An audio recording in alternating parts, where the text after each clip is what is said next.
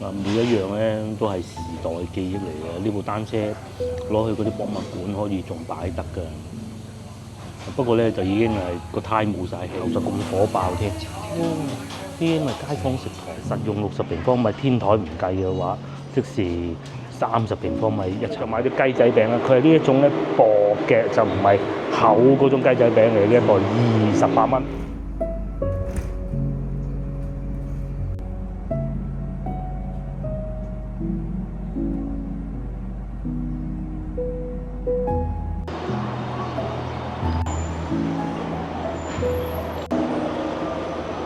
觀眾早晨，而家係朝頭早7點半，8點未夠啦。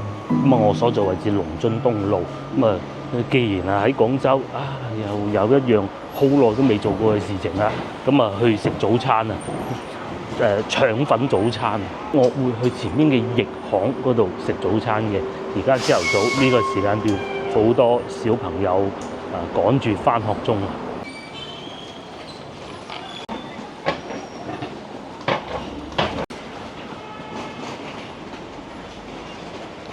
我細個阿媽嗰輩咧，都係朝頭早喺屋企煮埋早餐㗎。咁而家咧，因為時間比較緊迫，好多時候咧都係出街買早餐食㗎。包括我個女或者我啦嚇，個女細個時候咧都係老婆一早起身整埋啲早餐俾佢食嘅。後尾咧就一來又個女大啦，可以自己去買早餐，所以就懶啊，冇煮早餐咯。我哋咧喺廣州好多打工仔咧，要趕住返工，但係喺以前咧都係會喺屋企食埋早餐先出嚟嘅。但係而家咧，就因為始終生活豐富咗啊，有陣時係什麼原因咧，所以佢哋都係喺街邊買早餐，因為佢又方便啦。同樣地咧，啲小朋友亦都係喎。以前就話，喺街食早餐唔健康啊咁，但係食下咧，就時間都係好緊要啊，所以咧佢哋都會喺街邊食埋早餐咯。此而嚟應運而生，就有好多早餐店，粥粉麵飯嘅又有啦，對面榮華樓一早食飲茶嘅又有啦。度係食腸粉嘅，腸粉店咧喺廣州係好盛行嘅。點解咧？因為第一佢夠正氣啦，唔係話有好多添加劑；二來咧佢容易煮啊。對於餐廳嚟講，佢好容易就做得到㗎啦。少肉落去咁又一餐啦。係啊，簡簡單單。房咧就喺前邊嗰度行入去嘅。如果裏邊係冇位，又或者老細已經冇做嘅話咧，我就會喺呢度食早餐。就係呢度入去啦，仲有叔叔賣粽添。我係點樣知道有早餐食嘅咧？因為之前曾經同過一位嚟自香港嘅觀眾阿雷先生，佢帶我嚟嘅。係啊，仲要咁喎。當日我係拍片嘅，跟住咧喺條街度行下撞到，佢話：不如一齊去食嘢啦。咁我話好啊。咁促成咗呢件事情啦。喺巷仔裏邊咧先至有美食啊。係咪前邊嗰間咧？其實我都唔係好記得㗎啦，去到再講咯。喺呢條路咧，翼巷就係呢種西關舊嘅感覺啊！仲有呢個銅球廠添，即係咁樣寫住嘅。呢度係其中一間，但我記得唔係呢間嘅，係喺前邊嘅。阿雷生好開心，好識食嘅，佢帶我嚟嘅。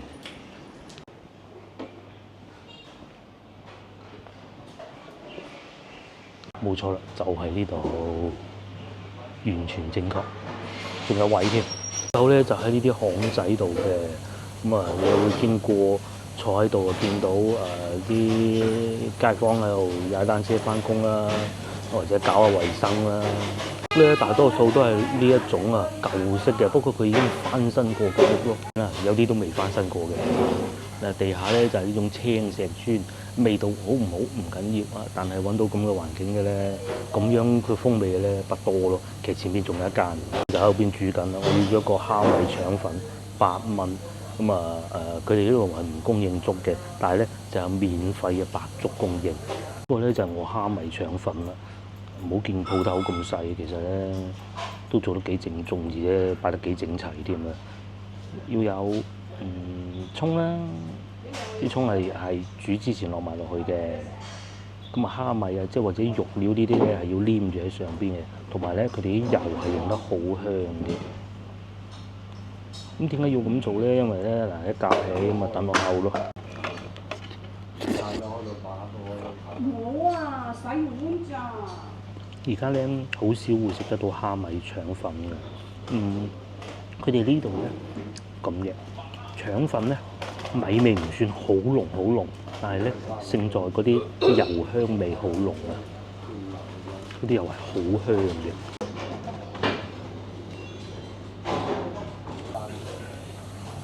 一定要有葱，而且唔可以淨係綠色呢一段㗎。因為點解咧？綠色呢一段咧，其實經過加熱之後咧，佢會變軟㗎。咁咧一定係要有葱段，即係上邊葱白咧，類似近呢啲部位咧，咁樣食起身先香啊！用機拉嘅腸粉嚟嘅，咁所以咧就冇咁糊狀啦，爽口啲嘅。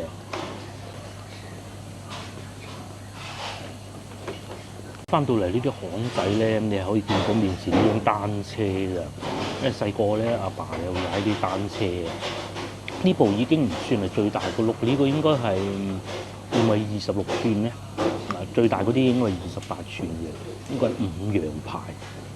每一樣咧都係時代記憶嚟嘅。呢部單車攞去嗰啲博物館可以仲擺得㗎。不過咧就已經係個胎冇晒氣咯。前嗰輩咧就係咁樣生活㗎啦。咁啊後邊咧一定要帶埋個小朋友嘅，帶佢返學咁先得嘅。呢個時代已經過去，後就咁火爆添。呢啲咪街坊食堂咯。我喺呢度行翻出去，咁雞水覺得點嘅？呢啲就係本地人的味道啦嚇。咁樣坐喺啲巷仔度欣賞你嘅美食，一方面又可以講係欣賞，另外一方面咧，其實亦都係填飽個肚，都係生存。食嘢先有得做工，有得活命㗎嘛。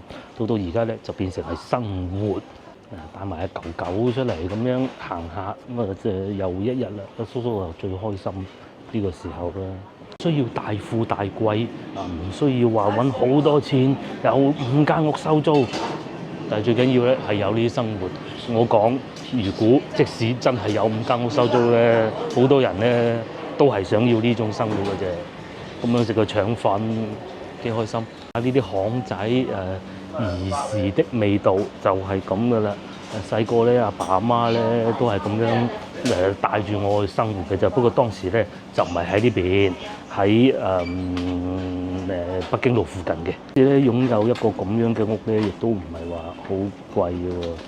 譬如好似嗱呢個咁啊，呢個咪就係咯，龍津東路私房2套1房1廳，即係佢有2層啦，仲送埋個天台添，120萬。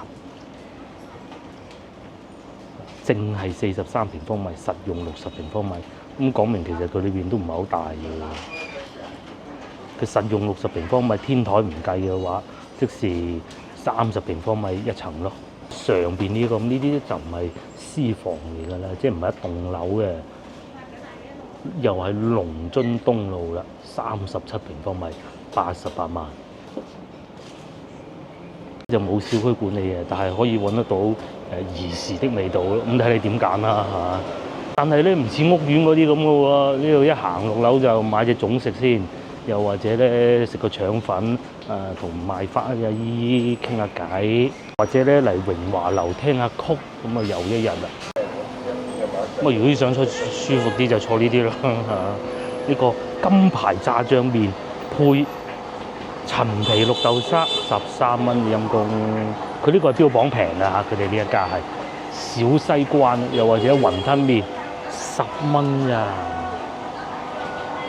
炸雲吞同埋豬紅湯都係10蚊咋。炸醬麵撈雲吞又係15蚊嘅，所以特別多人食嘅。其實佢作品唔差嘅，就係我經常帶大家嚟睇嘅龍津路啦。呢度當然係只係其中一小部分。如果用地理位置分，就龍津東呢一個。如果大家唔冇時間上去飲茶嘅話，其實咧我強烈建議大家買雞仔餅，上邊一袋袋嗰啲啊嚇，唔貴嘅，28蚊一包嘅，係28蚊一包嘅。咁佢係好香口嘅，外父食過都話好嘅。既然嚟到買包啦，不如度咧就係榮華樓啦。咁咧已經有晚茶添啊，即係夜茶啦嚇，食點心嘅。咁佢上邊係搞咩咧？除咗食嘢之外，仲有聽曲㗎。嗱，呢度係寫住時間㗎啦。咁大家咧，如果對粵劇文化係好有研究，好想知多啲嘅咧，可以嚟呢度聽下。咁佢就唔係話嗰種好正統好學院派嗰啲嘅，都係一啲愛好者嚟表演嘅啫。咁但係其實唱得幾好㗎，而且現場氣氛極佳，因為咧係會有觀眾互動環節嘅。咁我咧就買咗雞仔餅啦，佢係呢一種咧薄嘅，就唔係厚嗰種雞仔餅嚟。呢一袋28蚊，大家記住呢個名號啦，榮華樓1876。喺度榮華樓咧嘅點心部分咧有讚有彈。咁我有啲地方我都唔係好中意佢，不過而家改善咗啦嚇。以前咧好多人喺上面食煙仔嘅，咁後尾就改善咗嘅，有專門分個區域出嚟係唔食煙仔。咁呢個係我要彈佢嘅地方。但係咧，對於呢個雞仔餅咧喺廣州嚟講應該都無出其右㗎啦。佢亦都唔係來貨嗰種嘅，佢係後邊有工場做嘅。咁你話第啲地方有冇賣？有，都係來貨嘅啫。咁呢個可以試下28蚊。哇，講到好似賣廣告咁，梗唔係啊！又可以行過買下餸啦，有特價貨啊買下咁咯。我會繼續往人民路嗰個方向過去，我帶大家去行下狀元坊啊！你以前曾經喺呢度住過嘅話，我相信呢一條影片咧，你一定係會好有情懷㗎。咁有啲餐廳就梗係改頭換面，當然亦都有啲餐廳係能夠保持到落嚟。譬如對面呢個腸粉咁，先頭亦都講過，肯定係新開嘅。咁但係隔離武林廚神咧，我知道咧就開咗好多年，雖然未算得上話什麼30年老字號嘅，未至於，但係咧都係開咗好多年㗎啦。可以飲下涼茶啦，對面有個大排檔啦。另外仲有呢條路咧，前邊有2間米芝蓮啊。咁而家帶大家去睇下啦，食就不必啦，因為人哋未開工。美食推薦嘅時候啦，首先第一個，如果想食到先頭嗰種咁有風味嘅腸粉嘅，一來就係先頭嗰間啦，其實我都唔記得人哋叫咩名。另外一個咧就係呢個七天優品呢度行入去啊，帶大家港仔啊、窄啊啲車行去啊，但係佢咧又唔會飛得好快，因為條路咧燈啊嘛，咁嘅。咁大家記住啦，唔係第一間，係後邊嗰間。睇唔睇到？係要坐喺路邊食嘅。咁七天連鎖酒店咧，就係呢度嘅啫，就係平價酒店嚟㗎啦，係最平價嗰種㗎啦。但係治安冇問題。腸粉店另外一間推薦嘅就係呢度嘅，位置會更少，但係咧，我認為我自己口味係會更喜歡呢間㗎啦。咁佢嘅價格係蝦米腸6蚊，再平啲添。真我嚟食過一次嘅，尤其疫情嗰陣咧，好火爆，因為點解咧？佢唔使坐喺裏邊啊嘛，外邊有位，而家啲位已經少咗啦，坐喺外邊。係啊，但係幾好嘅真係。咧就叫洞神坊啊，一個洞裏邊嘅洞，洞裏邊有個神咁解啦嚇。再往前行，仲有2間米芝蓮，先頭嗰個唔係米芝蓮啊，出名啦。前邊咧就係食豉油雞、葱油雞嘅好地方啊！佢係有好多分店嘅，咁但係呢度係總店嚟嘅。但係咧呢度有個小問題咧，就係咁嘅，因為佢係舊屋改造㗎，即係真係好老字號嗰種㗎。因為你係想揾呢種嘅，唔通你想喺啲寫字樓裏邊食嘅咩？咁咧難免上落冇咁方便，同埋咧會有人食煙仔。好啦，就喺呢度啦，向群飯店總店，佢上邊仲寫住冰室2個字嘅。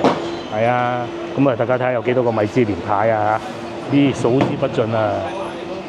呢度係7個，但係佢係指南嚟嘅啫，記住啦，唔係1星2星，但係咧7個。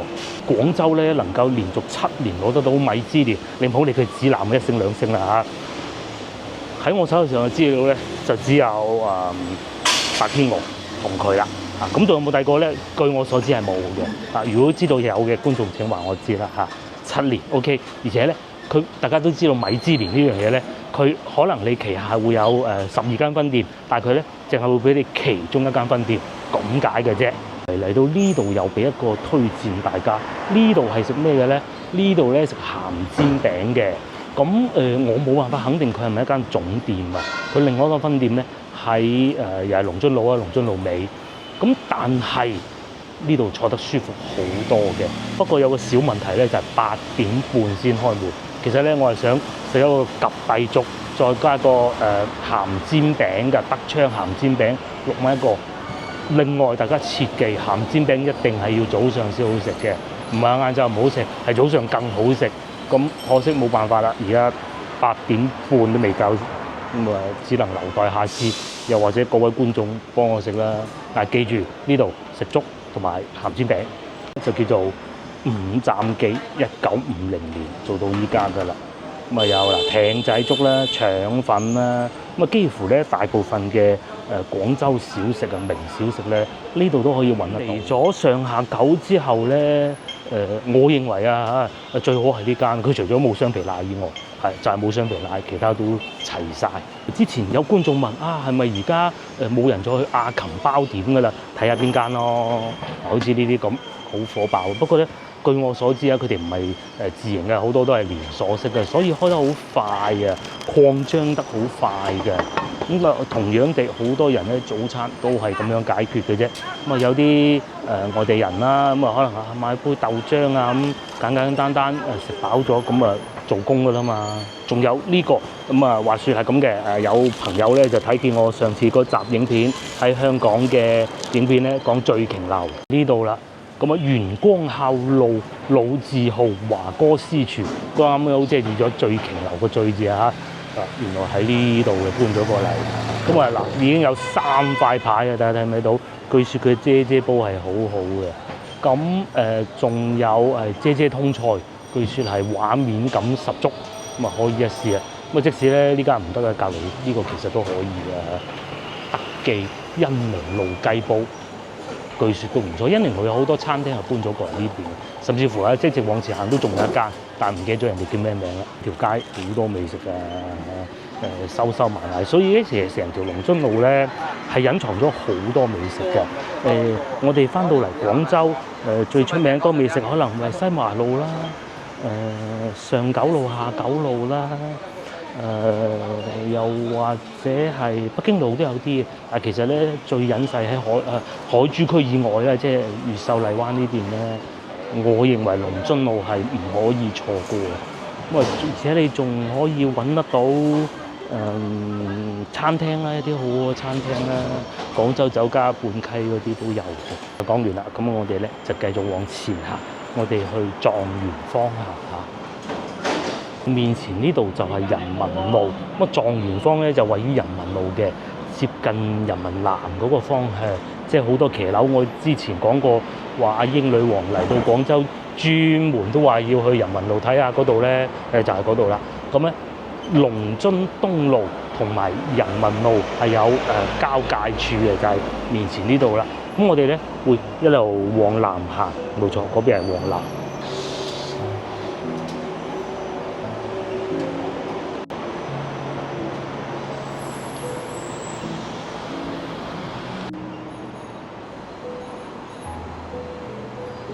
路咧亦都係其中一個好多騎樓嘅一條路嚟㗎嚇。咁啊呢度係人民中路。咁喺呢度除咗狀元坊以外咧，其實仲有好多批發市場㗎。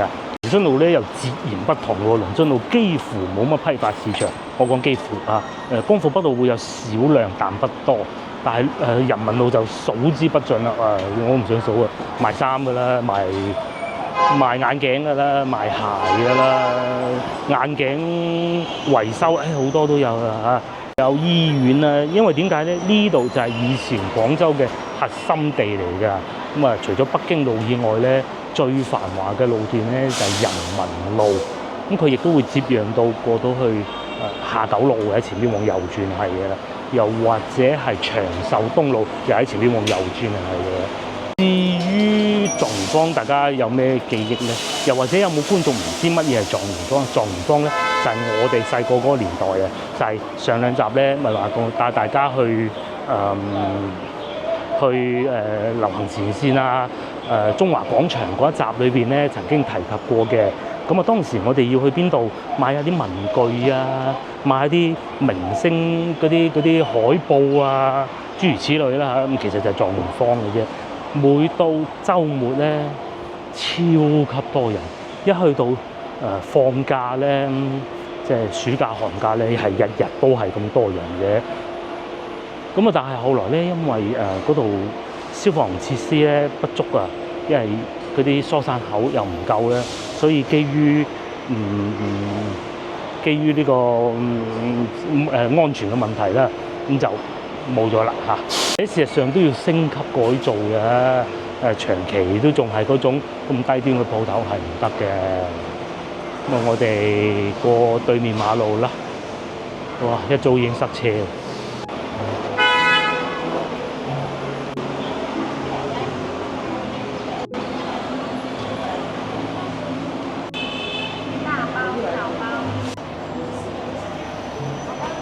有次唔知喺裏邊喺度做緊咩，我入過一次。我有個朋友嘅女朋友喺裏邊做收銀嘅，咁我有一次就陪佢入去揾佢女朋友。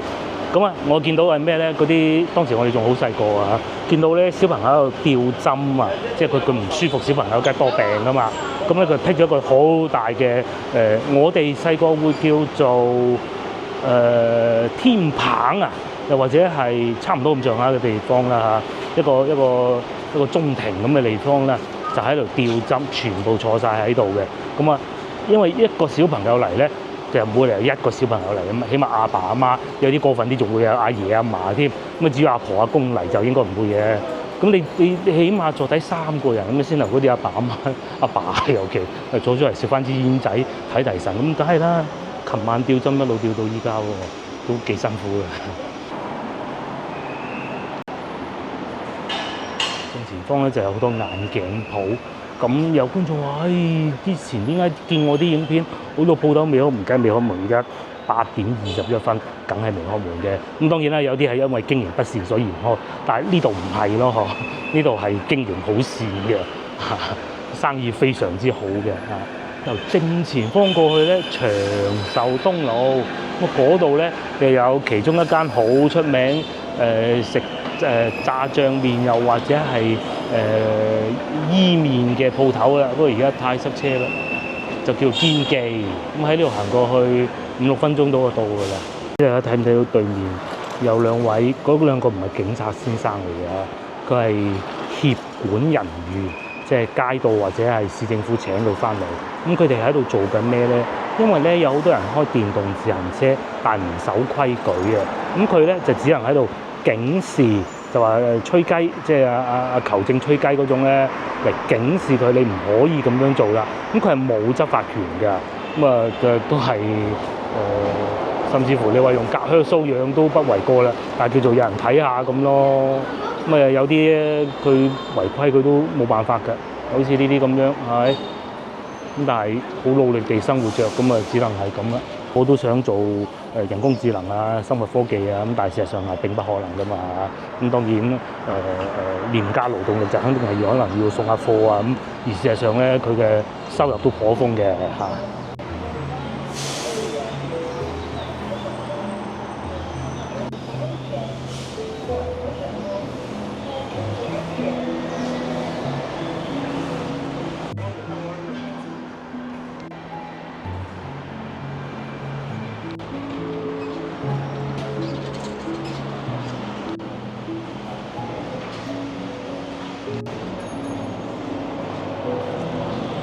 中醫院我哋又差唔多到狀元坊啦。咁正如先頭所講啊，而家狀元坊就唔係好似以前咁噶啦，咁多人行嘅。甚至乎可以講咧係完全冇人行，裏邊全部變晒倉庫。狀元坊咧就賣嗰啲粵劇戲服㗎，係啊，嗰啲頭冠啊、嗰啲衫啊嗰啲嘅。咁後來咧就嗰啲式微咗啦，就變成係賣文具嘅。就係呢度啦，門口仲有狀元企喺度嘅，見到就係呢度啦。咧就已經變成係好多都係倉庫，咁啊仲有幾間士多咁咯。唔知大家記唔記得以前邊一檔係賣乜嘢㗎啦？90年代出世嘅人咧會少啲嘅，我哋80年代出世嘅人咧就最喜歡嚟呢度嘅。度會有麥當勞啦。我曾經記得有一次嚟到呢度嘅時候咧，見到麥當勞好多人買雪糕㗎，嗰啲圓筒雪糕啊，咁咧完全負荷唔到啊！咁啊，搬啲雪糕過嚟，大概就喺呢個位置，咧仲寫住狀元坊的歷史，前世今生。原來係一條唔長嘅路咧，宋代有個狀元啊，張振孫嘅故居嚟嘅。咁其實如果你講到話消防問題嘅話咧，其實倉庫都係會有隱患嘅。咁但係其實佢當時狀元坊最大嘅問題唔係在於消防，而係人流疏散唔到啊。咁即使咧佢兩邊咧係通㗎，一路行翻過去可以去得到應該大新路嗰個方向啦嚇。咁但係咧一樣都仲係好多人啊出唔到去啊。好似咧裏邊呢啲屋裏邊咧，佢係會有好多鋪頭㗎。因為鋪頭咁嘅嘢，後生僆仔嘅入去買啦。好老實講，嗰陣咧適逢咁啱咧遇到夏江潮啊，阿爸阿媽冇錢，邊有咁多零用錢俾啲小朋友啊？咁但係小朋友唔係話貪玩，小朋友係應該貪玩嘅。咁佢梗係想同啲朋友去下街行下，輕鬆下㗎嘛。咁點辦咧？咁啊嚟狀元坊咯，嚟睇下買下，亦都唔需要好多錢嘅。有時喺呢啲巷仔裏邊咧，全部都係鋪頭嚟嘅。90年代出世嗰啲同學仔，廣州人咧，佢哋阿爸阿媽嘅環境啊，開始好翻少少啦，稍為好翻少少啦。咁咧就多啲零用錢啦。喺嗰個時候咧，狀元坊就式微。其實咧嚟得最多嘅咧就係我哋呢個年代嘅人啦。80年代有啲咩買咧？有明星嗰啲閃卡啦、海報啦、CD 啦。不過好老實講啊，絕大部分都係老翻嚟嘅，因為國內佢係冇發行權，佢唔可以喺度發行嘅嚇。咁都係咁樣行過嚟㗎啦。冇人睇 CD 嘅，聽 CD 啦嚇，用 CD 嚟聽音樂應該都少之又少嘅。就算而家你想買隻 CD 係有㗎，係有㗎，買得到嘅，但冇以前咁方便啦已經。唔知今日呢度就變成一啲倉庫啊！咁點解會係倉庫？會係呢度咧？因為咧附近咧有好多服裝批發市場嘅，咁佢哋要揾地方做倉庫喎，咪只能就係擺喺呢度啦。行緊呢個叫正市街，咁啊亦都帶大家喺度行下啦。一路行翻出去，好似叫大德路，我唔記得啦。行下先。呢邊咧相對就安靜啲嘅。咁啊當時咧好多人買文具嘅時候咧，呢度都冇咁商業化嘅。就唔係話好多家家戶戶都要出租出去啊。可能最多係賣下支水啊咁。而且大家要記住嗰個年代咧，其實係唔係好捨得買水飲㗎，係真係唔捨得㗎。而家就易啦。嗰陣有啲同學仔阿爸阿媽可能係下崗嘅，真係冇零用錢。咁我嗰陣仲喺花都讀書，每個月阿爸阿媽咧都要俾啲錢使嘅。咁身邊啲同學仔都係嘅。我已經算比較好彩，多啲嘅喎。有啲真係夠食飯、夠搭車翻廣州咁嘅啫。咁啊係啊，嚟時至今日呢度啊特別安靜啊！一路行翻出去，又係另外一條路。冇錯，呢度大新路、大新西路，我記得啦，終於。相比起先頭我哋經過倫敦路咧，呢邊啊美食係會少好多㗎啦。即使行翻到去元江路嗰邊咧，其實餐廳都唔多㗎。如果咧大家想將呢個作為一個旅遊路線啊，咁嚟進行嘅話咧，其實都係喺翻倫敦路嗰邊食嘢會好啲咯。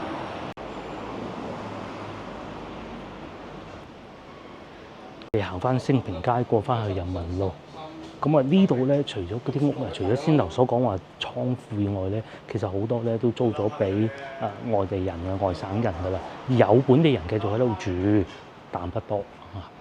咁啊都係好似面前啲舊屋咯。咁租俾佢哋外省人，佢哋都係嚟做工嘅啫，就唔係嚟生活嘅，嚟揾食嘅佢哋係。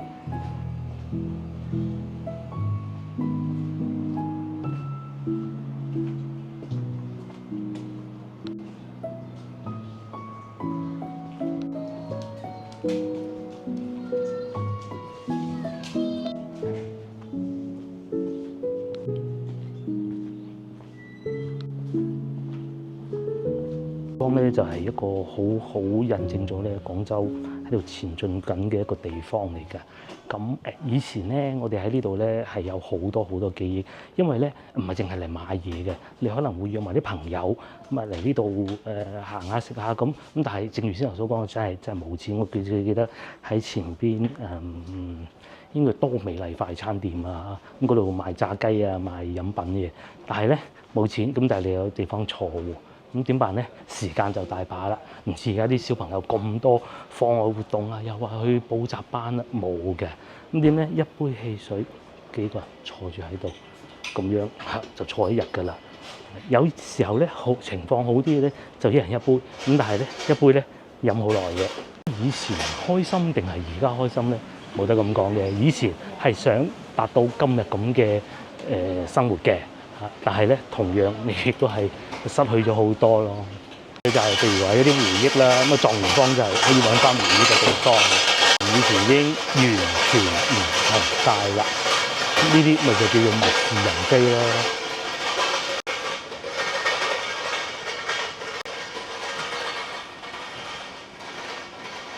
以前狀元坊好火爆嘅時候咧，連對面嗰度啊，呢個穿過去上下九步行街呢條我都唔記得叫咩路啦，都係好多小食嘅。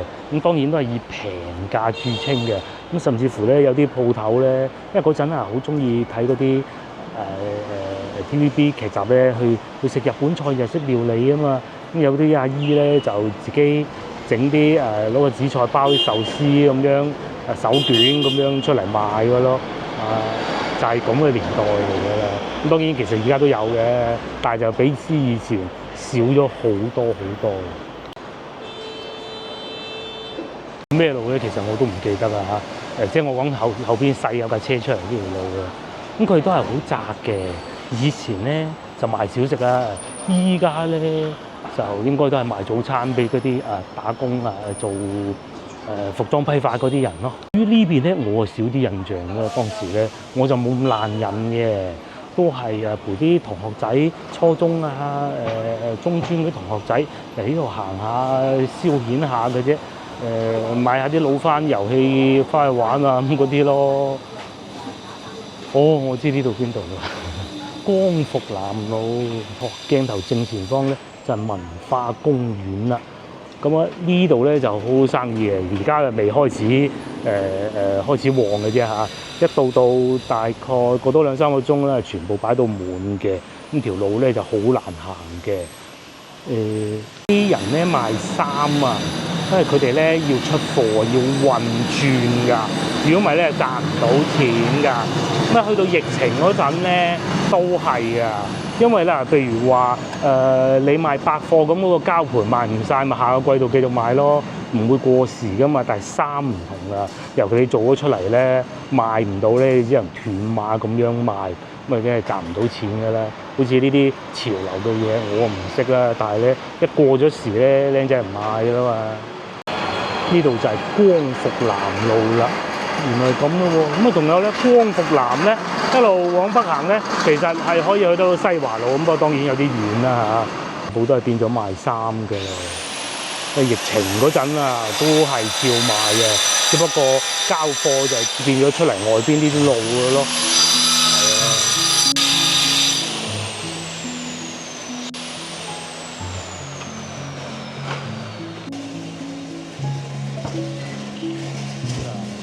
一直往前行咪上下九咯，係啊，經過呢度去上下九，快過行翻人民路嗰邊嘅，而且呢度當時都仲有啲鋪頭賣下啲文具，我知道。元芳一樣啊，時至今日呢度都唔會再有文具賣嘅啫。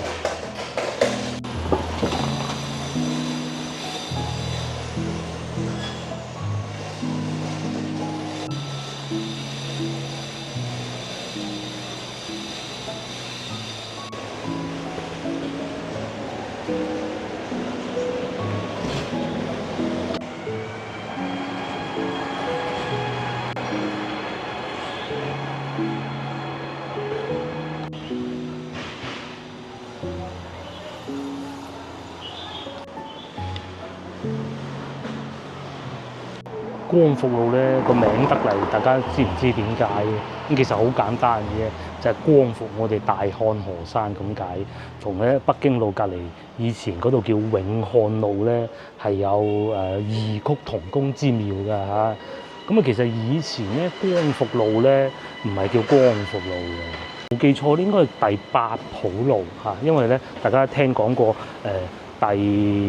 第十浦、第六浦咧呢啲路咧咩18浦，咁好多呢啲路咁啊。其實浦就係即係一條橫巷啊橫路咁上下意思嘅啫。咁呢度咧排到第6，但係咧因為叫咗光復路啦，所以就唔再叫第6浦路咁解咯。呢度咧又可以行翻出去人民路啦。咁我哋唔行啦，我哋繼續往北行下光復路。咁啊一直行就可以去到西華路嘅。至於鏡頭正前方行過去咧，其實就上下九步行街咯。你可以將呢兩個地方連埋一齊嚟遊玩，只不過我唔過去啦。呢度嘅餐廳大家睇下，亦都唔會有太多好嘅粵菜啊。好老實講，前面好似一間嘅，但我唔記得人哋叫咩名。一樣都係有腸粉啦，同埋以前清平飯店咧，大概就喺呢幾格位置啊。但係具體到邊度咧，我真係講唔出啦。就係面前呢幾格位置嘅咋嚇。兩邊嗰度咧，隱隱約約仲有清平飯店嗰4個字，唔拆得㗎。拆咗咧，廣州人唔放過你嘅。不過好在清平飯店重新開翻。呢度就係光復路啊！光復路最出名係咩咧？咪係清平飯店咯。不過冇咗啫嘛。咁其實再行前少少咧，仲有銀記嘅，係啦。咁至於依家咧，因為真係實在太接近嗰啲批發市場啊，咁所以咧佢有好多都係好似係豬腳飯呢啲啦，打工人的美食啦，腸粉咁啦。呢邊咧嗰啲批發鋪頭就相對會少啲，但係都係會有嘅，都有嘅。最好唔好蔓延到過嚟啦。咁啊，至於呢邊咧倉庫就唔多，佢哋批發就唔係衫，主要咧係眼鏡居多。咁眼鏡存放咧就唔使衫咁多地方嘅先得。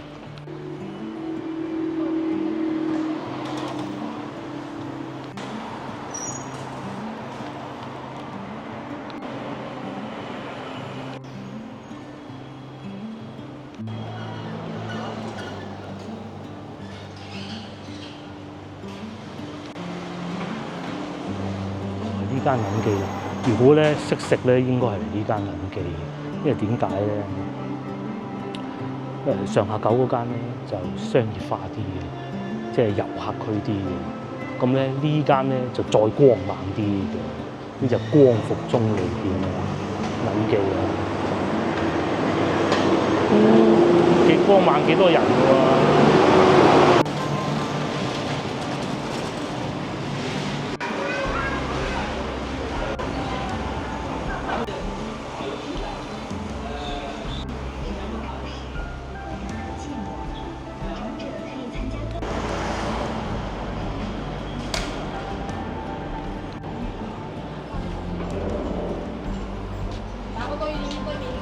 舊區啊，老屋啊特別多，好多咧已經變咗危房㗎啦。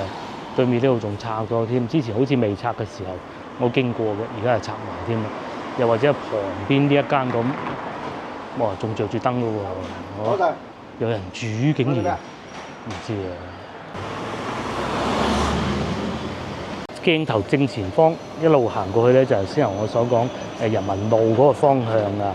咁呢度咧面前咧係長壽東路，好似棵樹拆咗之後咧光猛好多嘅喎，我記得以前冇咁光猛嘅。咁啊再往前行少少呢度行過去咧，就係食伊麵嗰度啊，堅記嘅餐檔繼續開門嘅，多嘅呢邊早餐檔。但係如果你話好似作為遊客嘅身份咧嘅地道小食咧，就真不多㗎啦，一定係集中翻喺龍津路周邊嘅。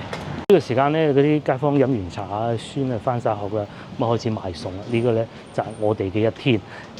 有時候咧，老一輩好似我阿爸媽呢啲，不過即係唔係喺呢度大啊。佢有時間天氣好啦，咁啊過嚟呢邊行下，因為湊咗個孫翻學啊，又或者個孫好大嗰啲咧，咁啊呢啲咧就係我哋廣州人退休的生活啦。跟住後生周圍行得，梗係去行下睇下啲老友記，又或者咧會唔會有啲老友記仲喺嗰間屋嗰度住緊咧？去睇下都好啊嘛，就叫情懷咯，係咪啊？人係好需要有情懷嘅。翻以前長大住過嘅地方，咁啊，尤其而家咧地鐵方便咗，以前係好麻煩㗎。譬如今朝咁樣，如果我喺屋企過嚟，我係坐6號車嘅，坐6號車過嚟。如果以前咧要咁樣過嚟咧，包埋塞車，包埋慢慢行，起碼都個半鐘頭到啦嚇。啊，同行路咧不遑多讓嘅啫。咁但係如果今朝咧已經算開得慢嘅，因為巴士司機廣州嘅巴士司機係唔會開得快㗎嚇，佢寧願慢都唔快，幾慢都冇人話佢快就唔得嘅。咁啊用咗30分鐘多少少咯，好方便可以坐地鐵嘅嚇。坐地鐵就更方便。現時呢度咧賣眼鏡嘅，全部都係賣眼鏡嘅，眼鏡框啊嗰啲嘅，佢就唔貨配嘅，淨係眼鏡嗰啲原材料啊，或者係器材啊咁樣咯。賣下啲機啊，車眼鏡片嗰啲機咁咯。